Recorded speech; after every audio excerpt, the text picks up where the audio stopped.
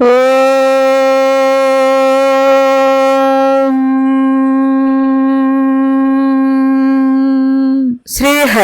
ஸ்ரீமத் வால்மீகி ராமாயணம் ஸ்ரீ ராமச்சந்திர பாதாப்யாம் நமக. பாலகாண்டம் 22வது சர்க்கம். விஸ்வாமித்திரர் புறப்படுவது. வசிஷ்டர் தசரத மகாராஜாவிடம் விஸ்வாமித்திரருடன் ஸ்ரீராமரை அனுப்பினால் அது ஸ்ரீராமருக்கு நன்மை தரக்கூடியதாக இருக்கும் என்று எடுத்து கூறியவுடன் தசரதர் ஸ்ரீராமரை விஸ்வாமித்திரருடன் அனுப்ப சம்மதித்தார். அதன் பிறகு தசரத மகாராஜா யுகம் பிரகாசம் அடைந்தவராக ஸ்ரீராமரை அழைத்தார். ஸ்ரீராமரை விட்டு எப்பொழுதும் பிரியாத லக்ஷ்மணரும் அவருடன் வந்தார். தாயினாலும் தந்தையான தசரத மகாராஜாவினாலும் மிகவும் ஆசீர்வதிக்கப்பட்டவரும் குலகுருவான வசிஷ்டரால் மங்கள சூக்திகளால் அபிமந்திரிக்கப்பட்டவருமான பிரியமான புத்திரனை தசரத மகாராஜா உச்சி முகர்ந்து பார்த்து மிக சந்தோஷமடைந்த மனதோடு குசிவரின் புத்திரனான விஸ்வாமித்திரருடன் செல்லுமாறு கட்டளையிட்டார். அப்பொழுது வாயு பகவான் செந்தாமரை கண்ணனான ஸ்ரீராமரை விஸ்வாமித்திரரின் கட்டுப்பாட்டில் இருப்பவராக அறிந்து மிகவும் இதமான தென்றலாக வீசினார். இவர்கள் பிரயாணம் செய்யும் பொழுது புஷ்பங்கள் மழையாக பொழிந்தது. தேவ துந்துரிபிகள் முழங்கின.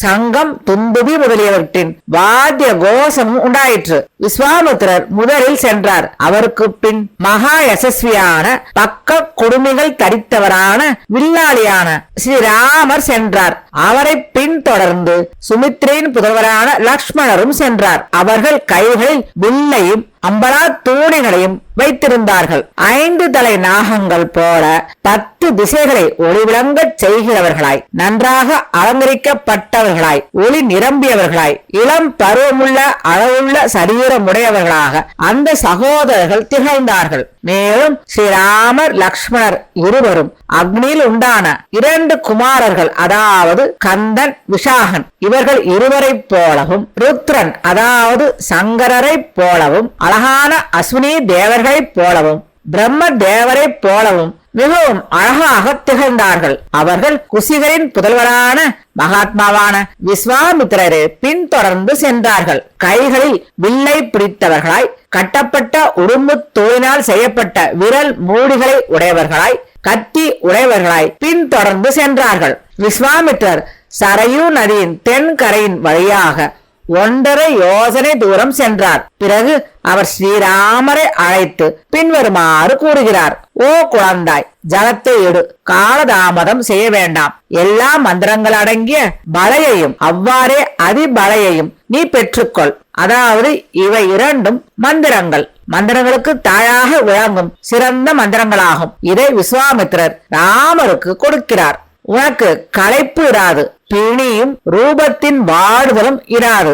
மேலும் தூங்குகிற அல்லது சோர்ந்திருக்கும் பொழுது உனக்கு ராட்சசர்கள் துன்பம் உண்டாக்க மாட்டார்கள். உன்னுடைய தோல் வலிமைக்கு சமமானவன் இந்த பூமியில் ஒருவனும் இல்லை ஸ்ரீராம. மேலும் 3 உலகங்களிலும் உனக்கு ஒப்பானவன் யாரும் இனிமேலும் உண்டாக மாட்டான். பாபரகிதனே, உலகில் உனக்கு ஒப்பானவன் அழகில் யாரும் இல்லை. சாமர்த்தியத்திலும் உனக்கு நிகரானவன் யாரும் இல்லை. ஞானத்திலும் எதையும் ஆராய்ந்து செய்வதிலும் உனக்கு ஈடில்லை. எல்லா ஞானத்திற்கும் பலையும் அதிபலையும் தாய்களாகும். இந்த 2 வித்தைகளையும் நீ அடைந்தவுடன் உனக்கு சமமானவன் இனிமேல் உண்டாக போவதில்லை. மனிதர்கள் சிறந்தவனே ராகவ ஸ்ரீராம, பலையும் அதிபலையும் ஜபிக்கிற உனக்கு வழியில் பசி தாகங்கள் உண்டாகாது. ரகுநந்தன, 2 வித்தைகளையும் ஜபிக்கிறவனாய் எல்லா உலகத்தாருடைய வணக்கத்தை நீ அடைவாய். உலகில் கீர்த்தி உள்ளவனாக ஆவாய். இந்த 2 வித்தைகளும் பிரம்மாவின் புத்திரிகளாகும். பிரசித்தமான தேஜஸோடு கூடியவைகளாகும். தர்மிஷ்டனே காகுத்ச, இந்த பல வகையான எல்லா குணங்களும் உன்னிடத்தில் இருக்கும். எல்லா நற்குணங்களும் உன்னிடத்தில் இருக்கின்றது என்பது உண்மையே. இந்த விஷயத்தில் சந்தேகமில்லை. என்னுடைய தவத்தால் நான் அடைந்த இந்த 2 மந்திரங்களையும் நான் உபதேசிப்பதற்கு நீ ஒருவன் மாத்திரமே தகுதியுள்ளவன். அதனால் பல விதமாக இந்த உலகத்திற்கு உபயோகமாக நீ இருக்க போகிறாய். அதை கேட்ட ஸ்ரீராமர் மலர்ந்த பிரகாசமான முகத்தை உடையவராய் பரிசுத்தமான மனதுடன் நீரை தொட்டு பரமாத்மாவை தியானித்து முனிவரிடமிருந்து அந்த 2 வித்தியைகளையும் அந்த இடத்தில் பெற்றுக் கொண்டார். வித்யா லாபம் கிடைத்தவரான ஸ்ரீராமர் சரத்காலத்தில் 1000 கிரணங்களையுடைய சூரிய பகவானைப் போல அளவற்ற பராக்கிரமம் உடையவராய் விளங்கினார். குருவுக்கு செய்ய வேண்டிய வழிபாடுகளை விஸ்வாமித்திரருக்கு அவர் செய்தார். பிறகு அவர்கள் மூவரும் அந்த சரையூ நதிக்கரையில் அன்றைய இரவை இனிமையாக கழித்தார்கள். குசிய புத்திரரான விஸ்வாமித்திரரின் சொற்களால் ஆனந்தம் அடைந்தவர்களாக தங்களுக்கு பக்கமில்லாத புல்லாரான படுக்கையில் தசரத மன்னரின் புத்திர செல்வங்களான அவர்கள் இருவரும் அன்றைய இரவை சுகமாக கழித்தார்கள். சர்க்கம் 23. காமாசிரமத்திற்கு போவது. இரவு முடிந்தவுடன் மகாமுனிவரான விஸ்வாமித்திரர் தர்ப்ப படுக்கையில் படுத்திருக்கிற காகுஸ்தரான ஸ்ரீராமரை பார்த்து பின்வருமாறு கூறுகிறார். கௌசல்யின் செல்வகுமாரா ஸ்ரீராமா புருஷோத்தமா, காலை சந்தியாகாலம் நெருங்குகிறது. தேவர்கள் சம்பந்தமான தினசரி செய்ய வேண்டிய கடமைகளை செய்ய வேண்டும். எழுந்திரு.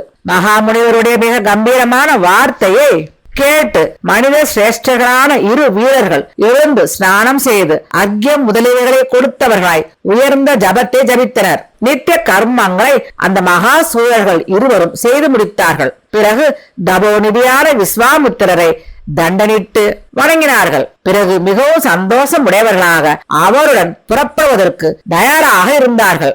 அப்படி அவர்கள் புறப்பட்டு செல்லும் பொழுது மகாசூரர்களான அவர்கள் இருவரும் பாவனமான சரையூ நதியும் திரிபதிகை என்ற புண்ணிய நதியும் இணைகின்ற இடத்திற்கு வந்தார்கள். அங்கு அநேகாயிரம் வருஷ காலம் சிறந்த தவத்தை செய்கின்ற உக்கிரமான தேஜசி உடைய ரிஷிகளின் அழகான ஆசிரம ஸ்நானத்தை பார்த்தார்கள். அந்த பரிசுத்தமான ஆசிரமத்தை பார்த்து ரகுகுலத்தில் உதித்த அவர்கள் இருவரும் மிகவும் சந்தோஷம் அடைந்த மகாத்மாவான விஸ்வாமித்திரரை பார்த்து பின்வருமாறு கூறினார்கள். பகவான், இந்த பரிசுத்தமான ஆசிரமம் யாருடையது?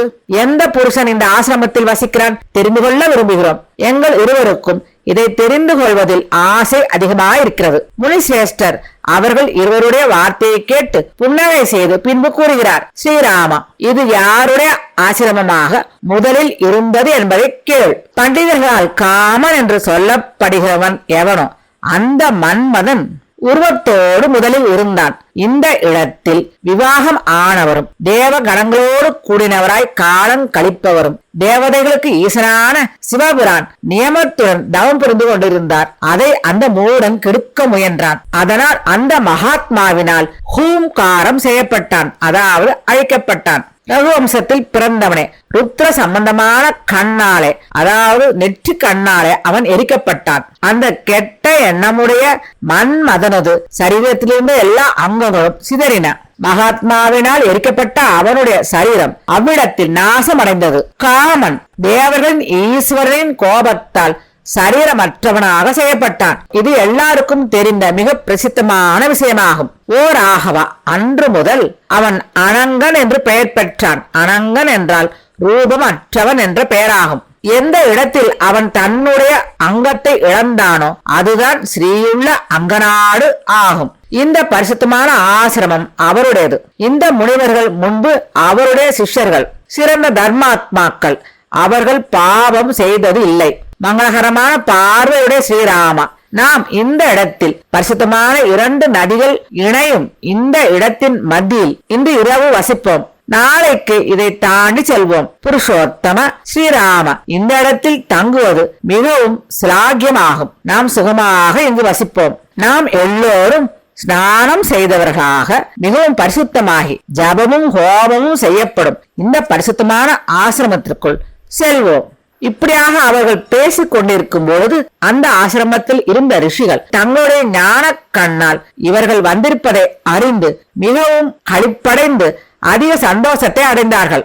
அவர்கள் குசிகரின் புத்திரரான விஸ்வாமித்திரருக்கு தண்ணீர் கொடுத்து முறைப்படி உபசரித்தார்கள். மேலும் ஸ்ரீராமர், லக்ஷ்மணன் இவர்களுக்கு அதிதி பூஜையை செய்தார்கள். அந்த முனிவர்கள் அவர்களுக்கு வரவேற்பு உபசாரத்தை செய்து மிகச்சிறந்த கதைகளை அவர்களுக்கு கூறி அவர்களை மகிழச் செய்தார்கள். ஏகாக்கல சித்தர்களாய் சந்தியாகால வழிபாடுகளை செய்தார்கள்.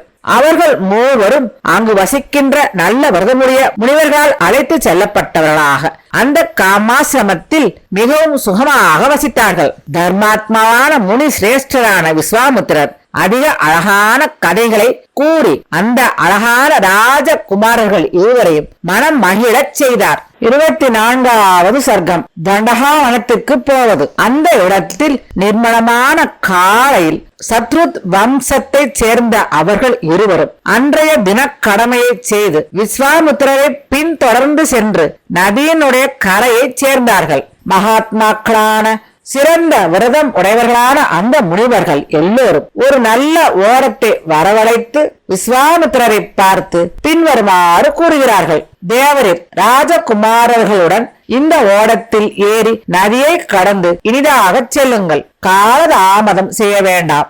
அதை கேட்ட விஸ்வாமித்திரர் அப்படியே ஆகட்டும் என்று கூறி அந்த ரிஷிகளுக்கு மரியாதை செய்து ஸ்ரீராமர் லக்ஷ்மணர் இருவரையும் அழைத்துக் கொண்டு ஓடத்தில் ஏறி கடலை நோக்கி ஓடும் நதியில் பயணம் செய்தார். லக்ஷ்மணரோடு ஸ்ரீராமரும் அந்த ஓடத்தில் ஏறி நீரின் நடு பாகத்தை அடைந்த பொழுது அங்கு குழப்பத்துடன் எழுந்த ஒரு சத்தத்தை கேட்டார். உடனே ஸ்ரீராமர் நடு நதியில் ரிஷி சிரேஷ்டரான விஸ்வாமித்திரரை பார்த்து பிளக்கப்பட்ட நீரை போன்ற இந்த கம்பீரமான சப்தம் இங்கு ஏன் ஏற்படுகிறது? ஸ்ரீ ராகவருடைய அந்த உற்சாகமான வார்த்தையை கேட்டு தர்மாத்மா அந்த சப்தத்தினுடைய காரணத்தை கூறினார். மனிதர்கள் சிறந்தவனே ஸ்ரீராம பிரம்மன் மனதால் நினைத்து கைலாச பர்வதத்தில் ஒரு குளத்தை உண்டாக்கினார். அதனால் அதற்கு மானசரஸ் என்ற பெயர் ஏற்பட்டது. அந்த சரசிலிருந்து உண்டானது இந்த சரையு நதி. இது பிரம்மனுடைய சரசிலிருந்து பெரியதாகும், மிகவும் சிறந்தது. அந்த குளத்திலிருந்து பெருகி வந்ததாகும். இது அயோத்தியை சுற்றி ஓடுகிறது, பிறகு கங்கையை அடைகிறது. இந்த இணையில்லாத சப்தம் அதனுடைய நீரின் மோதலால் உண்டாகிறது. ஸ்ரீராம இதற்கு மனப்பூர்வமாக நமஸ்காரத்தை செய். சிறந்த தர்மிஷ்டர்களான அவர்கள் இருவரும் அந்த 2 நதிகளுக்கும் நமஸ்காரத்தை செய்து தென் கரையை அடைந்து அழகிய நடையுடன் கூடியவர்களாக நடந்து சென்றார்கள். அந்த இஸ்வாகு வம்சத்தவரான மனிதர்களில் சிறந்தவரான ஸ்ரீராமர் மிகவும் அடர்ந்து ஜன சஞ்சாரம் இல்லாமல் விளங்கிய அந்த வனத்தை பார்த்து முனி சிரேஷ்டரான விஸ்வாமித்திரரிடம் கேட்கிறார். ஆச்சரியமாக இருக்கிறது. இந்த காடு புகுந்து செல்வதற்கு மிகவும் கடினமானதாக இருக்கிறது. சில் வண்டுகள் ஒழித்துக் கொண்டிருக்கிறது. மேலும் பயங்கரமான கொடிய மிருகங்களாலும் கோரமாக கூவுகிற பறவைகளாலும் நிரம்பியதாக இருக்கிறது. பற்பல பயங்கரமான சப்தங்களால் கோரமாய் கூவுகிற பட்சிகளாலும் சிம்ஹம், புலி, பன்றி இவைகளாலும் யானைகளாலும் நிறைந்து விளங்குகிறது. தவம், அச்வகர்ணம், கதிரம் என்ற மரங்கள் நிறைந்து காணப்படுகின்றன. பில்வம், திம்புகம், பாடலம் என்கின்ற மரங்களும் இங்கு நிறைந்து காணப்படுகிறது. இளந்தை மரங்களும் இங்கு அதிகமாக இருக்கிறது. இது மிக பயங்கரமான காடாக இருக்கிறது. இது என்ன காடு? மகா தேஜஸ்வியான மகா முனிவரான விஸ்வாமித்திரர் ஸ்ரீராமரை பார்த்து பின்வருமாறு கூறுகிறார். ஓ குழந்தாய், ககுத்ச வம்சத்தவனே, இந்த பயங்கரமான வனம் என்னவென்று செவி கொடுத்து கேட்கவும். நரசிரேஷ்டனே, இவை இரண்டும் முன்பு சுபிக்ஷமானதும் தேவர்கள் உண்டாக்கப்பட்ட மலதங்கள், கருசங்கள் என்ற நாடுகளாயிருந்தன. ஸ்ரீராம முன்பு சமயம் விருத்தாசுரனை கொன்றதால் இந்திரனை பிரம்மஹத்தி என்னும் தோஷம் பிடித்துக் கொண்டது. அவன் பசியாலும் பொறாமையாலும் அழுக்காலும் பீடிக்கப்பட்டான். அதனால் தேவர்களும் தபோநிதிகளான முனிவர்களும் அந்த இந்திரனை நீராட்டினார்கள், குடங்களால் தீர்த்தமாட்டினார்கள். இப்படி அவனை குளிப்பாட்டி அவனுடைய பாபத்திலிருந்து அவனை விடுவித்தார்கள். இந்த இடத்தில்தான் அந்த மகேந்திரனுடைய சரீரத்தில் உண்டான பாபத்தை நீக்கி அவனுடைய பசியை கூட நீக்கி மிகவும் சந்தோஷத்தை அடைந்தார்கள். இந்திரன் பாபமற்றவனாய் பசியற்றவனாய் பரிசுத்தனாய் ஆனவுடன் மிகவும் சந்தோஷம் அடைந்து தான் பரிசுத்தமடைந்த இடத்திற்கு வரத்தை கொடுத்தார். என்னுடைய உடலிலிருந்து பாபங்களை ஏற்றுக்கொண்ட இந்த 2 செழிப்பான தேசங்களும் மலத நாடுகள் என்றும் கருச நாடுகள் என்றும் உலகில் பெருமையை அடையப் போகின்றன. இந்திரன் அந்த இடத்திற்கு இந்த வரத்தை கொடுத்தவுடன் தேவர்கள் எல்லாம் நல்லது நல்லது என்று இந்திரனை பார்த்து பாராட்டி கூறினார்கள். சத்ருக்களை அழிக்கும் ராமா, இந்த 2 செழிப்பான நாடுகளும் மலத நாடுகள் என்றும் கருச நாடுகள் என்றும் வெகு காலம் தன தானியங்களால் நிரம்பி மிகவும் செழிப்பாக இருந்தது.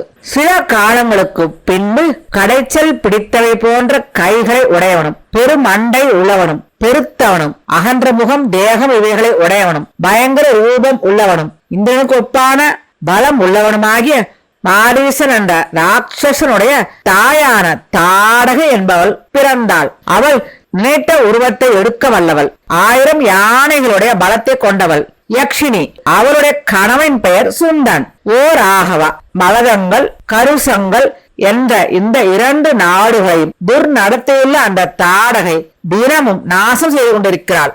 அவள் இதனுடைய வழியை மறைத்துக் கொண்டு 1.5 யோசனையில் வசிக்கிறாள். நாம் இதை கடந்து தாடகனுடைய வனத்திற்கு செல்லலாம். என்னுடைய கட்டளையை ஏற்று உன்னுடைய புதபலத்தால் அந்த துர்நடத்தை உள்ளவளை நீ வெல்ல வேண்டும். இந்த நாட்டை மறுபடியும் பயமற்றதாக செய்ய வேண்டும். ஸ்ரீராம பயங்கரியான அடக்க முடியாதவளான யக்ஷினியால் இப்படி நாசம் செய்யப்பட்ட இந்த தேசத்தை அடைவதற்கு வேறு ஒருவனால் முடியவே முடியாது. இந்த காடு முழுவதும் அந்த யக்ஷினியால் மிகவும் கொடுமையாக அளிக்கப்பட்டு கொண்டிருக்கிறது. இந்த விஷயத்தை எல்லாம் நான் உனக்கு கூறுகிறேன் என்று கூறுகிறார். 24ஆம் சர்க்கம் நிறைவு பெற்றது. ஓம்